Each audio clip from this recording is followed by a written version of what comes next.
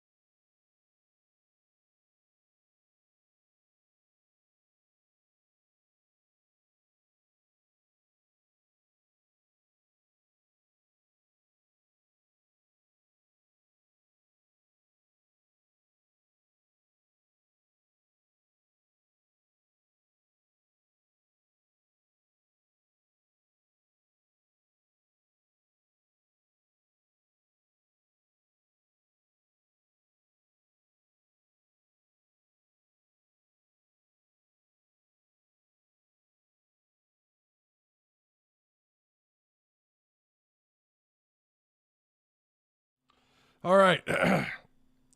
Welcome, everybody. Welcome. Let's do this, huh? We got a couple of really good topics I think you guys are going to dig, including KJ getting a draft grade, and of course the ESPN FPI was updated, and we've got some recruiting. Let's do it. 3, 2, 1. Yo. What's going on? Do me a favor if you guys haven't already. Like, share, subscribe, all that stuff. I'd really appreciate it if you guys are new here. Spread the good word. Spread the good word of Tuss Talk with Ty. Spread the word. Let them know.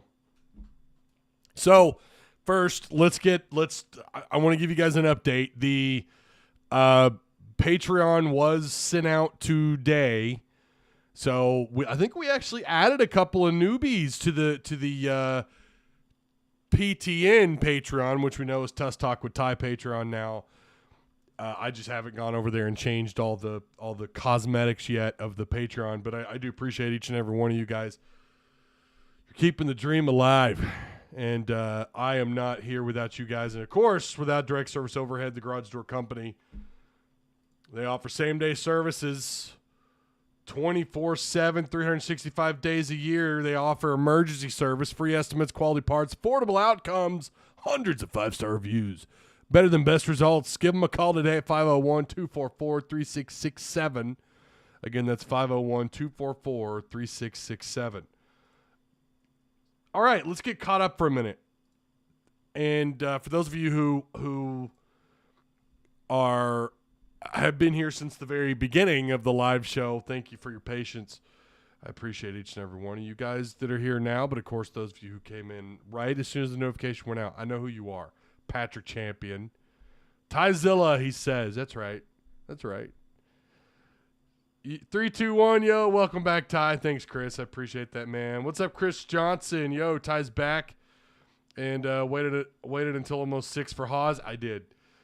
He owes you a cigar. I did try to push it back. I really did. I went as late as I could. So that one's for Haas, who is our newest moderator on the show. If you guys have any questions or comments, please fire away. Super Chat is up and active. Let me get you guys caught up. I did catch COVID last week. It knocked me on my ass. I mean, it knocked me on my ass. And I'm still, I'm getting hot right now. I can feel it. Has nothing to do with the fact that our AC is a piece of junk and our house is 79 degrees. It has nothing to do with that. Okay, maybe it has a little bit to do with that, but still feeling it. I'm still fatigued.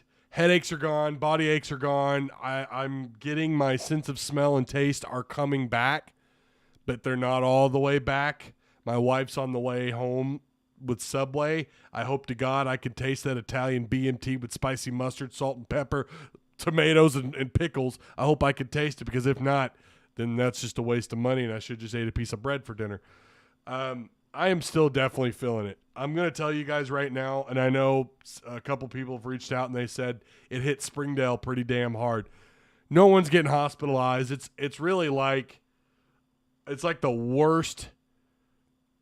It's not quite the flu, but it's like all the symptoms of the flu without the diarrhea. A little TMI for you there, but I'm not having that, and no throwing up. But it's everything else, and it went on, and it's still going on for a week. So I'm still feeling a little. I think part of what's going on right now is I'm hungry and I'm thirsty.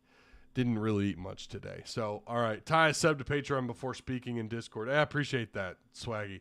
I tried to tag you, but I wasn't sure which one you were in our Discord. But make sure you make sure you link your Discord and your Patreon. You can do that on your Patreon account. It's real easy, real simple. So Fishman says when the Hogs have to throw the ball in some games from getting the run shut down, we're going to find out. Let's hope so. We got Micah. We did, Ash. We're going to talk about that too. We're going to get caught up on recruiting. Hey, gang, hope all's well. Hope you're getting better, Ty. I'm slowly but surely. Most people I talk to who've gotten this, they got over it in like 3 days. I'm going on like day 7. I'm ready to put it behind me because I'm not going to lie to you. It's kicking my ass. Like I can still kind of feel it now. So I have no idea how long this show is going to go on for. All right. Let's get into KJ Jefferson draft grade. Well, or do you want to start with recruiting first? I feel like we should start with recruiting. Let's do recruiting. Arkansas is killing the month of June and July, both those months. They did a really good job last month. Otis Kirk told us on Hogville Net, hey, you're going to do great in the month of June, as they typically do.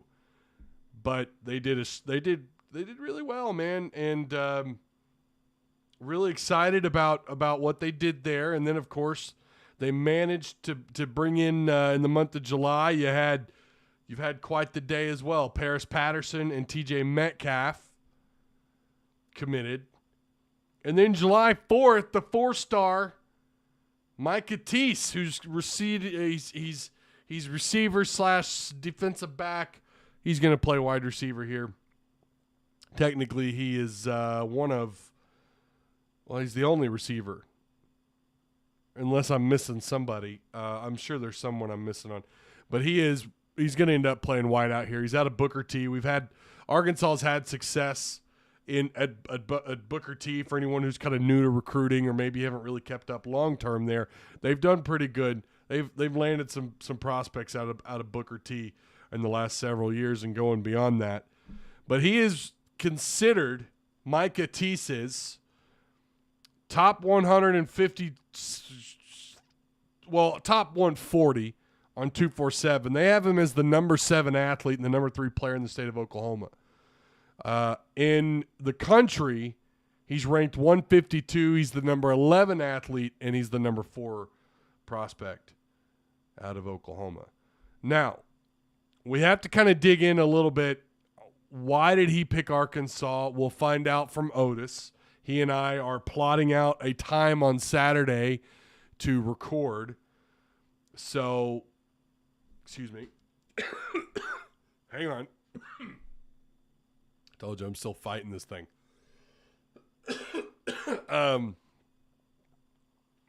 There were rumors that Micah was offered as a defensive back from Oklahoma. Now, I have not had that confirmed from the people that I convene with.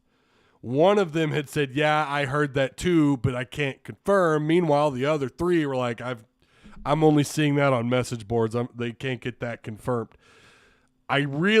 So, a lot of times what you'll see is, and Arkansas's done this before with kids out of the state of Oklahoma, and you'll hear those same rumors. In fact, we heard the same thing with with Raheem Sanders and A.J. Green that Oklahoma had interest, if not offers, at different positions, but that's why they ended up picking Arkansas. Now, you're hearing the same thing with Micah. To me, it just sounds like a bunch of bullshit excuses. Sometimes Hog fans just can't be positive because I've heard this from Hog fans. Oh, we only got him. Oh, shucks. We only got him, Ty, because they wanted him to play DB. And maybe that's true. I don't know. Again, the people that I'm fortunate enough to talk with have all said, no, that's not what they believe to be 100% accurate. Well, I take that back. One of them had said they'd kind of heard that but wasn't entirely sure. So I don't know. Unless Danny West, Trey Biddy, the guys, Hutch left Rivals. He's over at Best of Arkansas Sports. We wish those guys the best of luck. I know Best of Arkansas. They feature my videos and some of their articles from time to time. So they just gained a good one, and they're already good over there. So congrats to Hutch and Best of Arkansas Sports. But I don't know what they're saying. I don't know what Danny and Trey Biddy are saying. And listen, if they're saying that that's the case, then by all means trust them. But I really do trust the people that I talk with. I don't know that he was ever formally offered by Oklahoma to only play one particular position. But there's one thing that's for sure. He's a damn good defensive back. And I have heard there were other schools that were interested in him playing defensive back. So, again, it's not far-fetched. Again, just kind of reiterating, I'm hearing that a lot of schools wanted him. A lot of really good schools wanted him at wide receiver as well. So this isn't some kind of, Arkansas, they're the only school to offer me to play wide receiver, and that's why I'm going there. Again, maybe OU did offer him at DB. Maybe they did. I don't know. And feel free to send me any screenshots you have of him saying that or show me a video. I would like to see it just so I can come back and correct it. Oh, well, here's his own words. Keep in mind, I have been out of it, and I'm literally just going off of what these guys are telling me. So keep that in mind. I am pretty far out of the loop when the last 7 days when it comes to Micah. Here's the other crazy thing. Had you told me 4 weeks ago that he was going to commit to Arkansas, I would have said no chance. I would have said slim to no chance. No way. About a month ago, I would have said that. This is a good get. 5'11", 180-pounder, again, out of Booker T in Tulsa. 11:03 on the 100 meters, 23:07 on the 200-meter. I think he's one of those kind of guys you could probably line him up just about anywhere. It doesn't have to be restricted to the slot position or anything like that. He has Gabe Brooks on 247 says he has adequate size and physical tools to play receiver or defensive back at the power level, at the Power 5 level.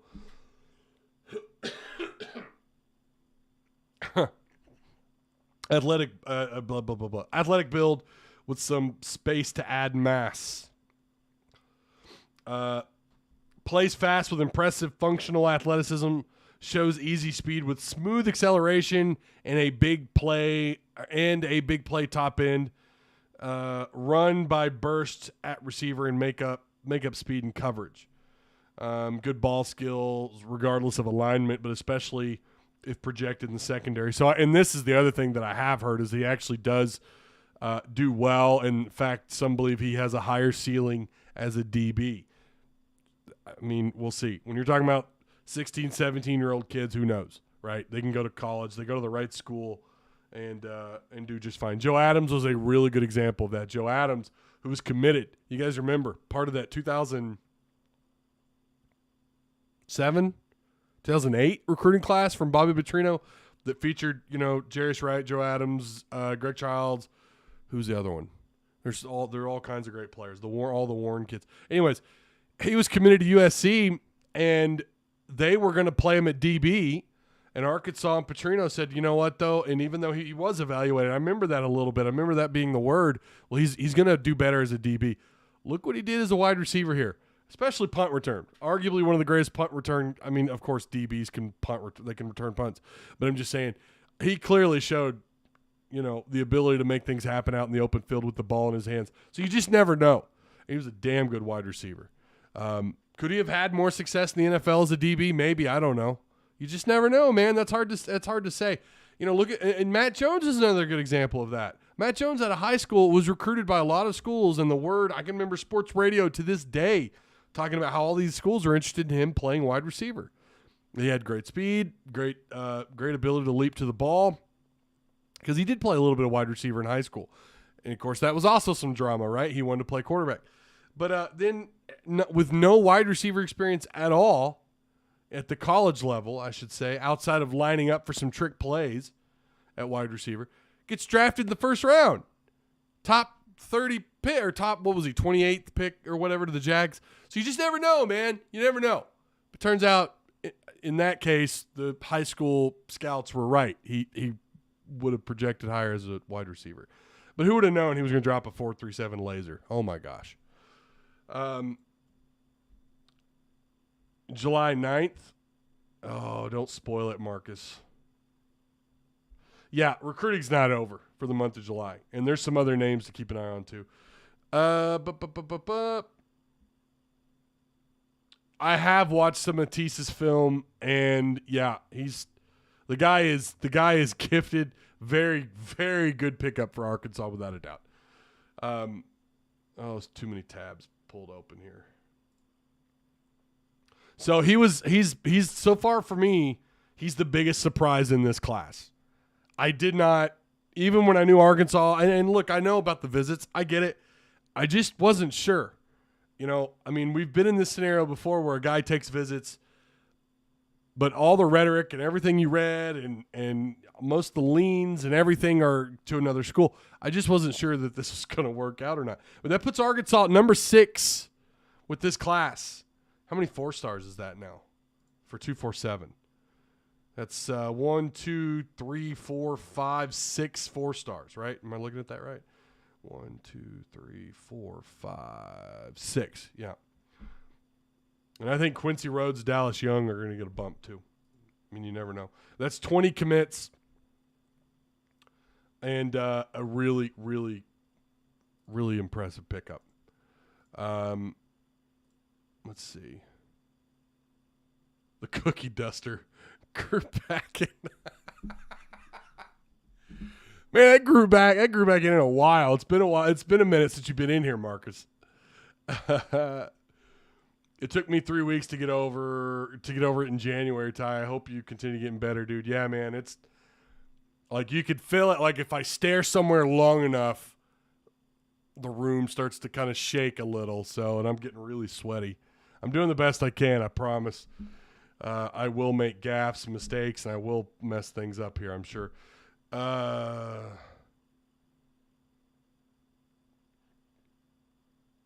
Who cares why he picked us over them? What matters is that he picked. Right, no, true. But I got to discuss it, right? Like, we got to talk about it. I'm going to do that part here.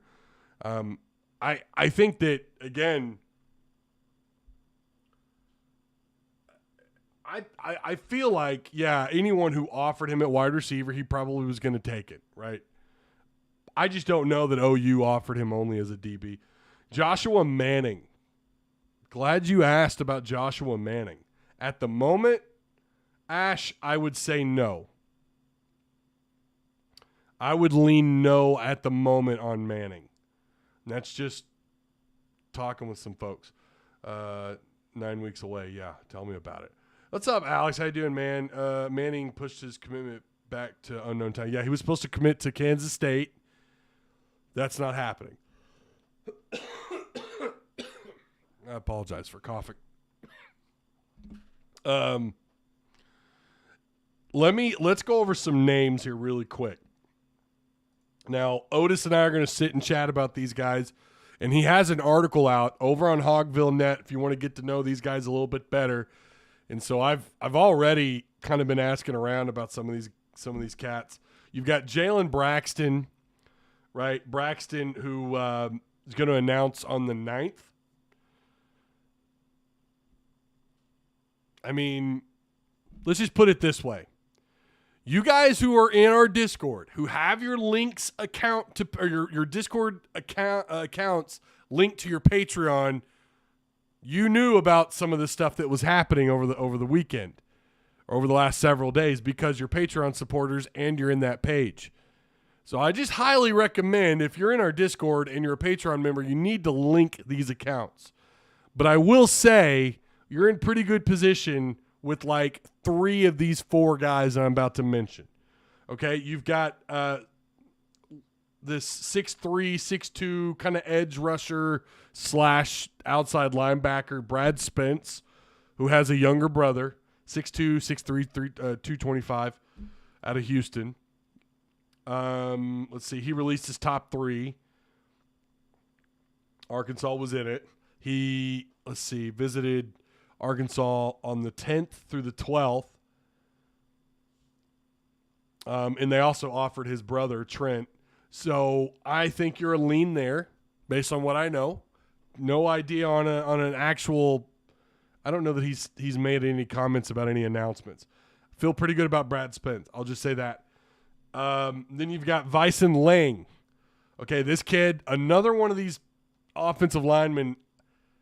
I don't know if he's just not camping well enough for these people or not, but 6'5", 330 moves pretty well for someone that size. Can play left tackle. Lean towards Arkansas. And I think he actually may have some crystal balls.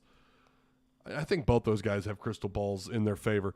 Joshua Manning is the guy right now I would say Arkansas is probably at this moment not going to get. And he's a big target for them. He's a 4-star according to 247 Composite. Listen, this was based on information from like 2 days ago. So I don't know if anything's changed, but at the moment, out of Lee Summit, Missouri, Joshua Manning, the 6'3", and a half, 190-pound wide receiver who was supposed to commit to Kansas State and didn't. I don't know where I'm at with him right now other than I just wouldn't take Arkansas. And then Jalen Braxton, listen.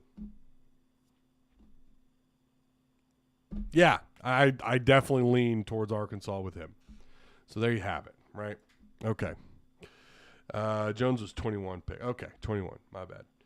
Captain Mike, when was the last time we rated this high? Well, I mean, listen, you got to remember, there's still so far to go. I put a poll out on Twitter. When the dust settles in February, where do they end up? Top 10, top 15, top 25, or outside the top 25? And overwhelmingly, people seem to think that we're going to be settled in the top 15. I'll tell you this much. If they land all 4 of these cats, including Joshua Manning, you're going to make a pretty strong case for them to be in the top 20. I'll say that. How late am I? What's up, Scott? You're not late, man. What did Azazian say? 10-3? What about 10-3? I picked Arkansas at 9 with 9 wins this year. That was my win-loss. I had them at 9 wins. If you missed that, go watch that video.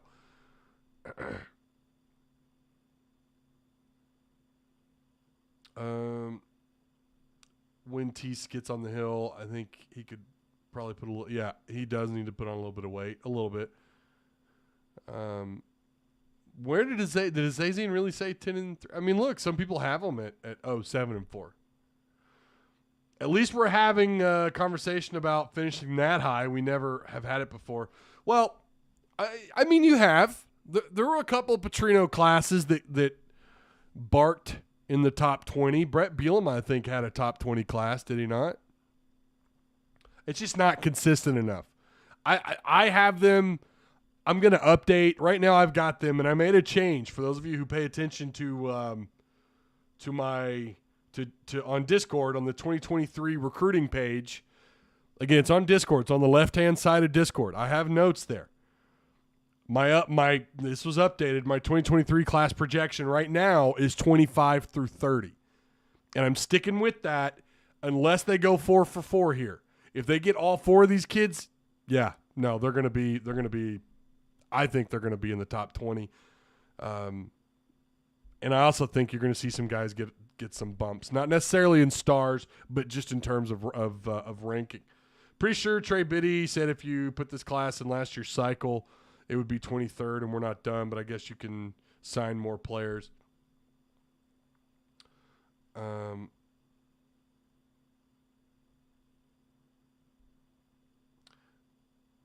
We also aren't limited to 25 guys. Is that starting this class? Is that 2023? Y'all are gonna have to remind me on that one.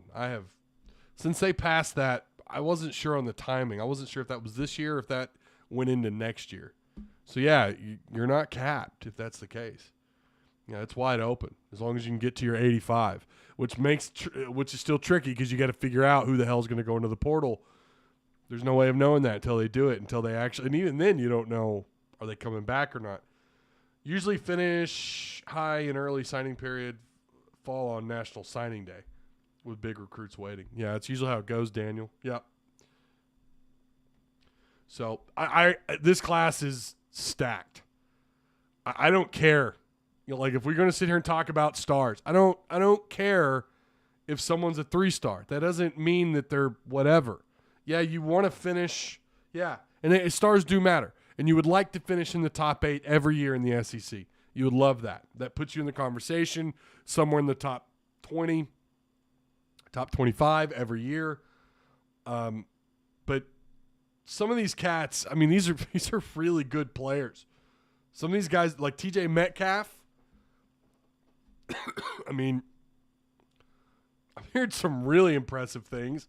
I have heard the Catalan, that he hammers like Catalan. He's physical and he's quick. He's got 3 stars next to his name. Caleb James at 6'4", 200. I think he's up to 255 now. Defensive lineman out of Mansfield, Texas. We're not talking enough, I'm being told, about Carson Dean. You know, and he's not huge, but 6'4", 235 edge rush guy out of Carrollton, Texas. Who was the other one? Oh, the kid whose last name I can't pronounce. Isaiah Augustov, the running back out of Florida, 6'2", 195. Has legs like tree trunks. He's got big old thick legs. That dude, big legs, man. Power. He got some speed behind him. Don't know a lot about R.J. Johnson. I'm going to be completely honest with you. He's someone I don't have many notes on. Alex Sanford, this 6'3", 240-pound linebacker. Got to love that size, you know, and there is some film on him. You can go watch him, and talked with several people who like him a lot. Joey Sua, kid out of Bentonville. My wife is home if you could hear our alarm going off. Don't know a ton about is it Stephen or Steven Johnson? I'm not sure. I guess it's Steven. Out of Whitewater, out of Georgia, Fayetteville, Georgia. Don't know a ton about him. But, yeah, Luke Haas, Shamar Easter, Micah Tease, Luke Brown, Malachi Singleton, Jaden Ham. Those are all your 4-stars. Dallas Young is a kid whose name just keeps getting brought up. Like, watch this kid. He's going to tear it up at one of these camps. He's going to get the star. He's ranked right now 406. You know, just give him a little bit of time, and he could get that bump. Quincy Rhodes, kid out of Little Rock. So this class is stacked with these 20 commits. I don't feel like this is a top-heavy only class. I feel like the meat and potatoes they're going together just fine. You know, or you've got your bacon, eggs, and ham, and your grits. For those of you Southern enough to handle the grits, you've got it there. Is it stacked with 4 and 5 stars? No. Now we don't know how many they're going to sign if that new rule's into effect, which I guess it is. We don't know how many they're going to sign, so then that also you have to consider that, which is making me now reconsider where I might rank them because who knows what they end up taking, but it'll balance itself out one way or another. Trey Biddy made a great comparison with Luke Haas and Hayden Henry.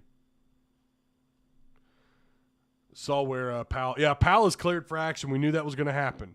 Yeah, he's going to be good to go for fall camp. I think that was the expectation. I think we're still waiting on Landon Jackson. I don't know if we've gotten any news on him. Yeah, Manny Powell. Yeah, 247 always manages to reduce 1 or 2 of our recruits from 4 to the. Can't let Arkansas have. Yeah, that's a common Razorback fan. 2794 seems to believe that 247 has a bias against Arkansas.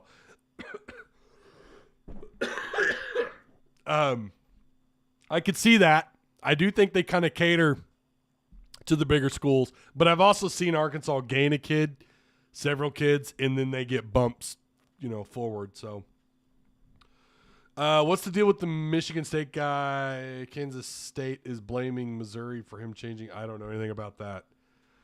Again, Elvin, I'm not there. My finger's not on the pulse on some of this stuff. I'm late. What's up, Tony? How you doing, man? Have you talked about conference realignment? I haven't. You guys are going to have to explain to me how that hurts Arkansas, Tony. I don't know. Like, who left for the Big Ten? Was it USC and who? Was it USC and UCLA? Was that who it was that left for the Big Ten? I'm behind on that.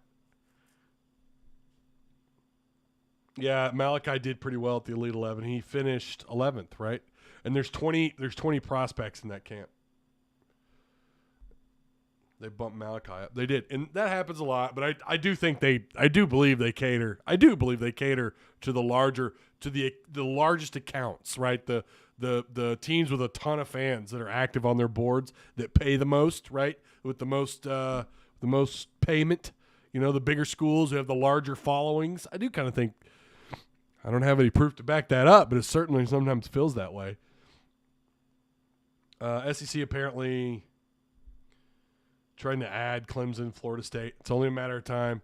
It's a step in that direction, man. It's a step.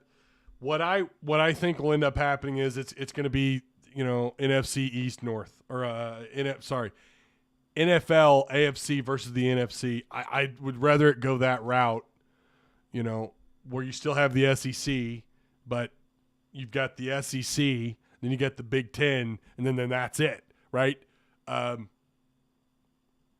Ford versus Chevy, that's just the American thing to happen. I mean, it's already been happening, right? You've already had the SEC versus the Big Ten versus the Big 12 versus the PAC versus the ACC. But I think at the end of the day, it's eventually going to have just 2, maybe 3 super conferences. I think in the next 5-10 years, that's going to happen. I'd be good with Miami and North Carolina. Yeah, I don't care. Bring them all, whatever. Notre Dame is the one that I know people are pretty like, why are they here? And I agree. Like, why would they even think about – why are they not already in the Big Ten is what I don't understand. It is what it is. Like, that's the natural evolution of where this is headed. The NCAA will perish. My guess is it'll all be under the college football playoffs. That's going to be when they may rebrand and rename themselves. I think the conferences are going to have to, especially when you've got imagine USC playing Penn State on the road or either way. They're either going to have to make some neutral site games, which why would you do that? You're going to leave your fans out, right?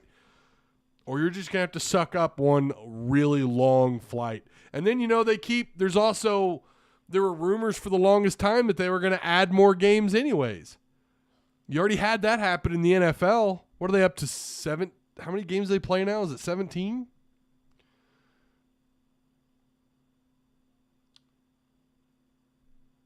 Pac-12's done for. And, now the Big 12, there's an opportunity here for this conference that I make fun of all the time. I still will, especially now that OU and Texas are out. Not that Texas is a huge, huge, huge loss in terms of wins and losses on the football field, but monetary wise, when you're talking about money, yeah, it's a massive loss to the Big 12. Maybe they're going to hang on, but this is an opportunity for the Big 12.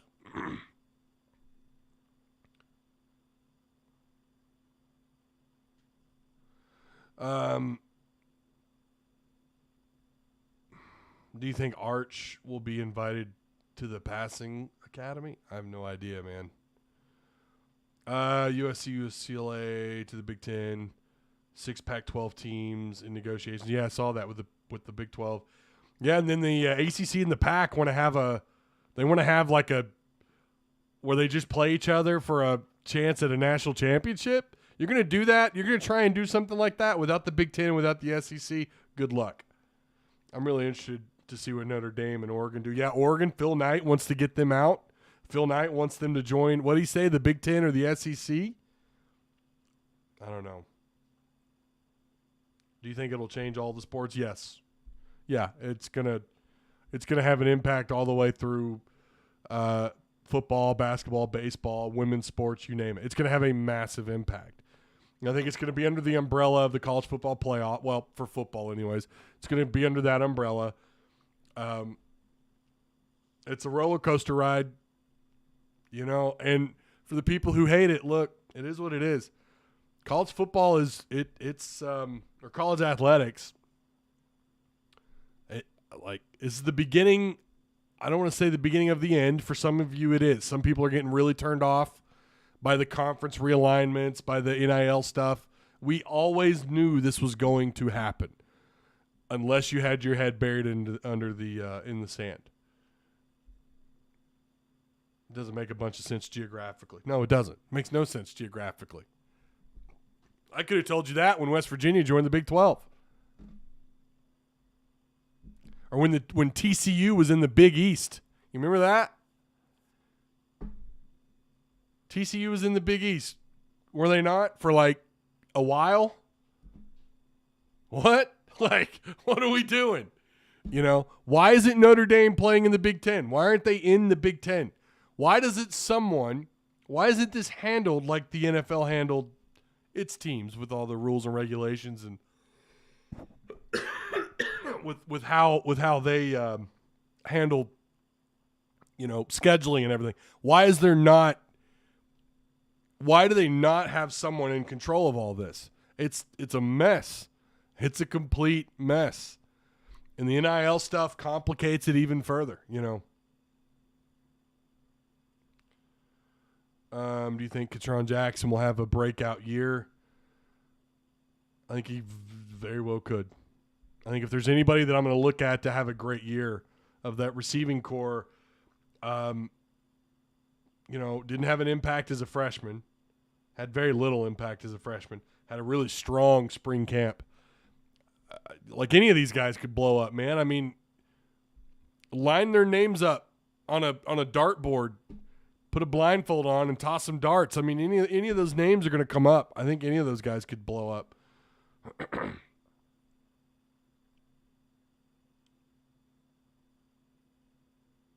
Yeah, you got to go where the money is. Yeah.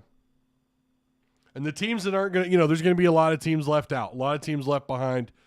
You know what? Then they can have their traditional way of college football. And then the rest of what used to be the Power Five will have their version of it. It's not really much different if you think about the different, you got the FCS and the FBS, right? It's not that much different. It's just who you're playing week to week is going to change. Look, you've already got OU, Texas coming to the SEC. That still blows my mind, but it is what it is. All right, we could go into that conversation for a while, couldn't we? ESPN FPI came out. I don't know if you guys saw this or not. Arkansas left out of the top 25. They come in at 26, just behind Tennessee, who's at 25. Mississippi State at 24. I don't know. Make that make sense. Kentucky's in. Ole Miss is in.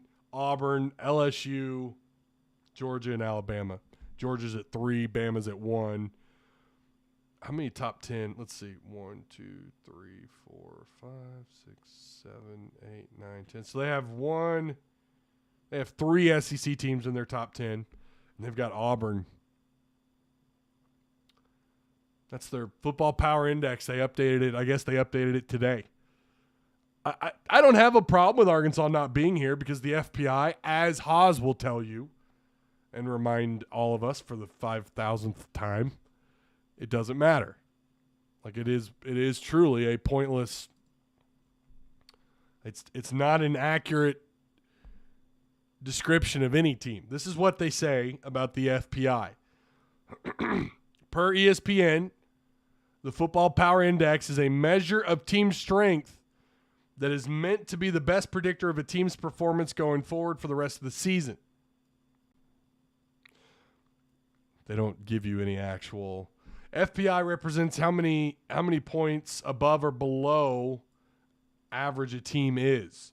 Projected results are based on 20,000 simulations of the rest of the season using the FPI results to date and the remaining schedule. Ratings and projections update daily. So, I mean, I question the ratings and projections update daily. I question that. At least during the basketball season for the BPI, which I imagine is very similar to the FPI, if not just the exact same damn thing, different sport. Didn't seem like they updated that every day. Arkansas's at 26th.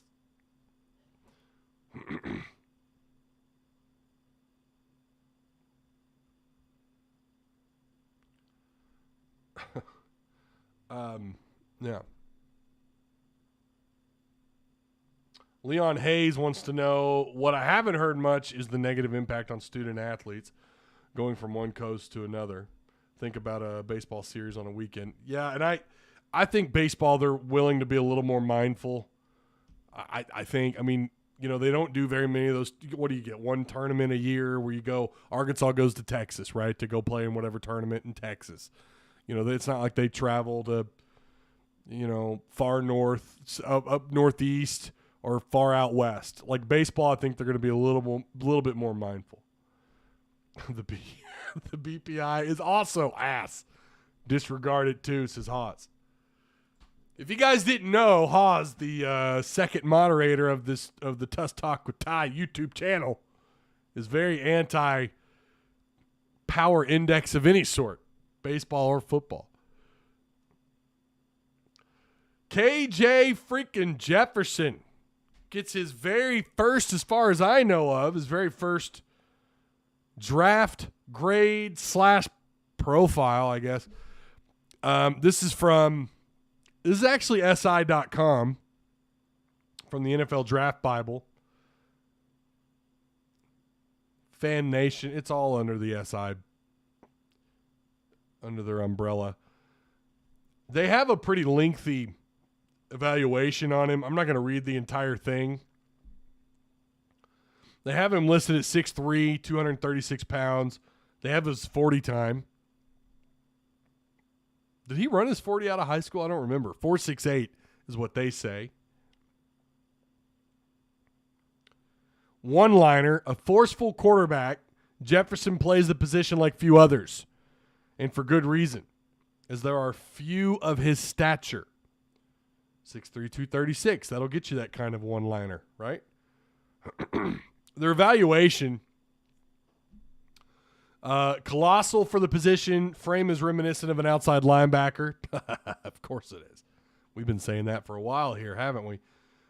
This equates to superior play strength as a quarterback, takes a group to bring him down in the pocket, and presents an intimidation factor as a runner. Unlocks the play calling sheet because of this, with a variety of quarterback design runs displayed. Obvious ability to tuck and run doesn't prevent him from keeping the passing play alive. Continuously surveys the progression, working across the field in a timely manner, meaning he's going through his reads, going through his progressions. Sees wide receiver 1, up, he's covered. Wide receiver 2, up, he's covered. And then usually, depending on the offense and the play selection, wide receiver 3 is a check down throw to a tight end or a running back, whatever. Unless you're playing in the air raid where all 5 eligible receivers are just, running downfield or whatever. Will exploit holes in zone coverage, recognizing deficiencies pre-snap and carrying them out in play during post-snap. Provides touch on passes close to the line of scrimmage, knowing how to layer the ball. Arm angles to work around defenders. Unfazed by pocket pressure, showing a capability to drive the ball regardless of pass rush proximity.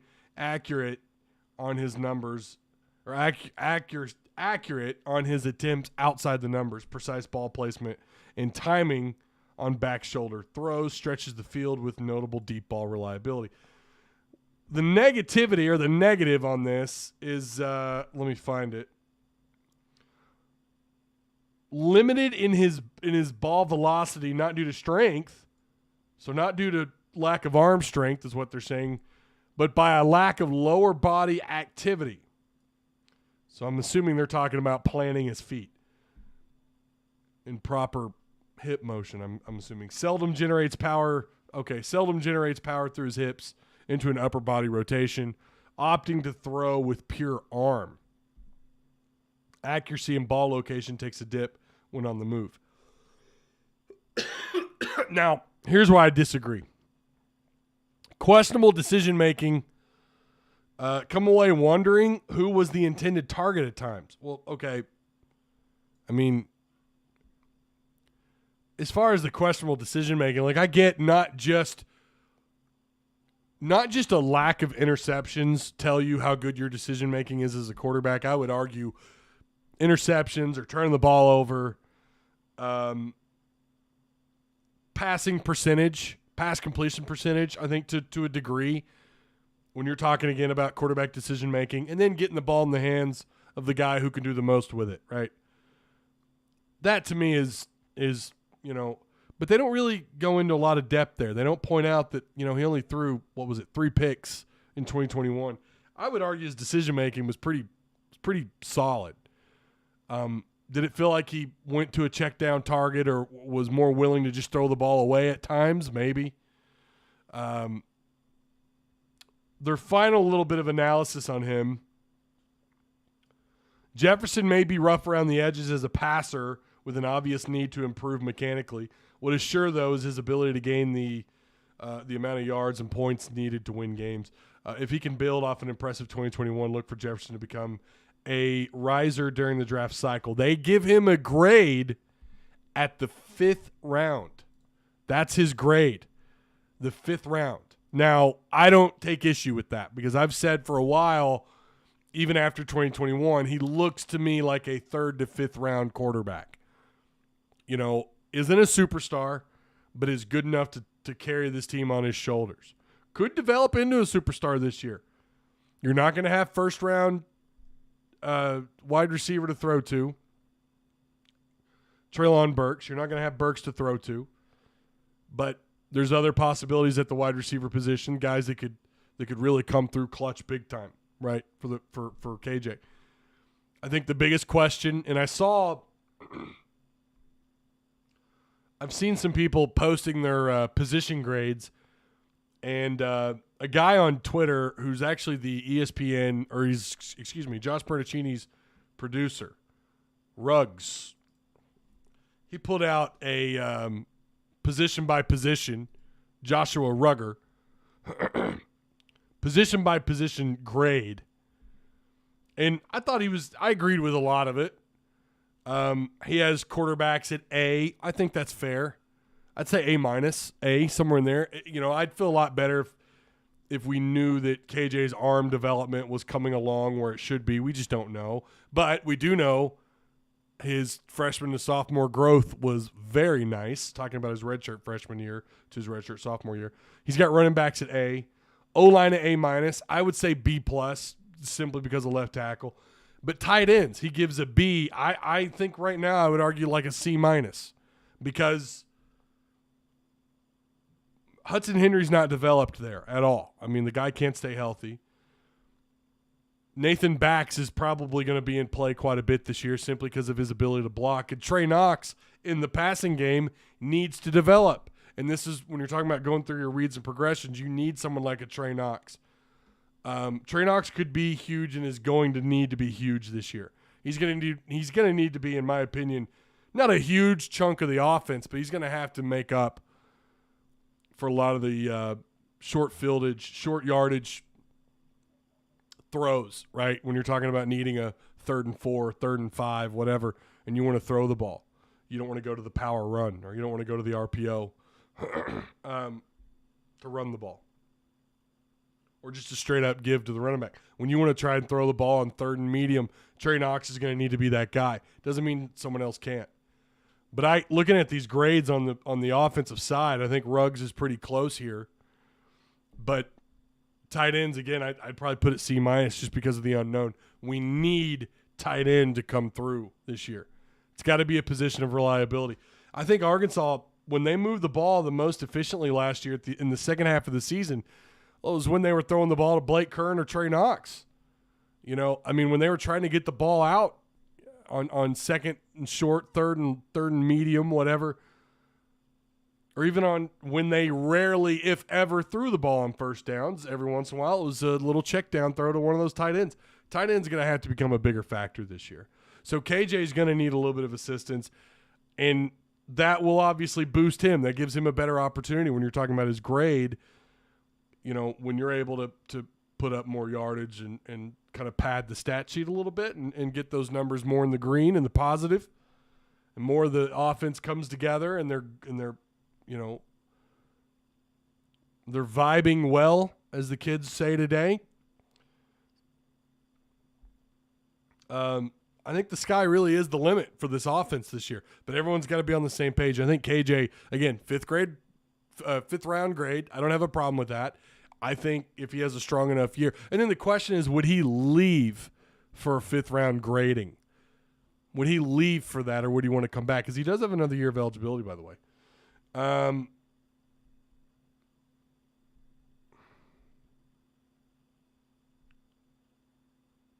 KJ reuniting with Burks in the NFL next year, says Ash. We'll see.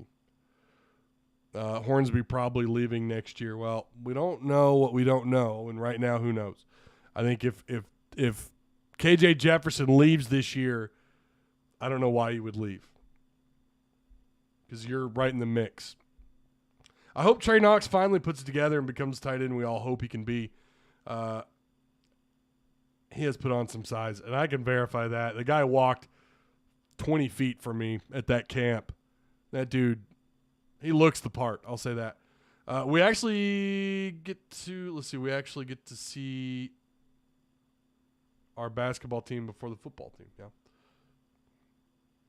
If the right team drafts KJ, though, I believe he has potential to be something like a Dak Prescott.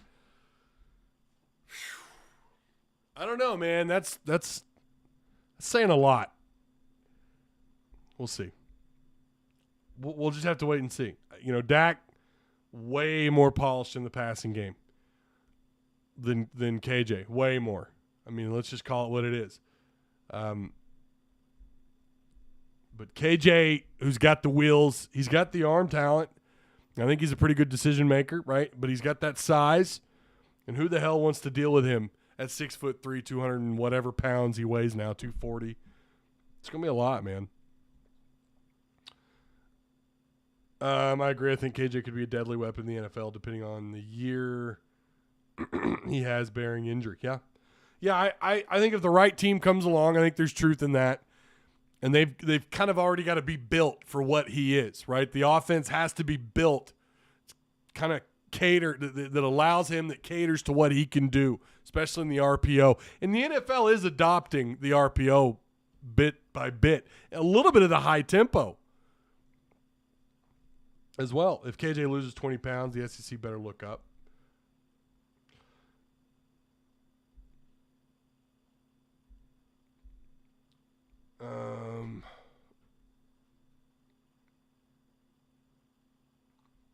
Cousin in Nashville, they're trashing Burks. Yeah. Yeah, the stuff with the asthma, that came out of – I mean, even though the media was kind of reporting on that, you know, days before it came out, I had no idea he was struggling with that. Elvin says KJ's going to be held back by the wide receivers. Hey, that could happen. I mean, that is a realistic possibility. Just because you have the stars in the room doesn't mean they're going to produce on the field, right? All right. We went 56 minutes. I'm starving. I'm dizzy. Tired. I'm so glad I could do this. I was really looking forward to being able to do this. I'm going to try and do another live this week, probably Friday. So it would either be tomorrow or Friday. Hopefully I have a little more energy and can do it. But if not, you'll know why. Ty's not feeling it today. But I was glad I was able to do this. Shout out to you guys, Patreon supporters. Look at you. That's May. June should be updated, hopefully by the next time I go live. And, of course, a shout out to Direct Service Overhead Garage Door Company.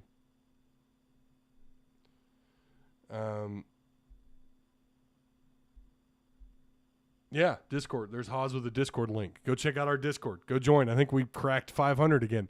500's been our cursed number. Every time we get to 500, we lose folks. So if you want to join, if you want to get in on the conversation, if you want to further the conversation, it happens there. So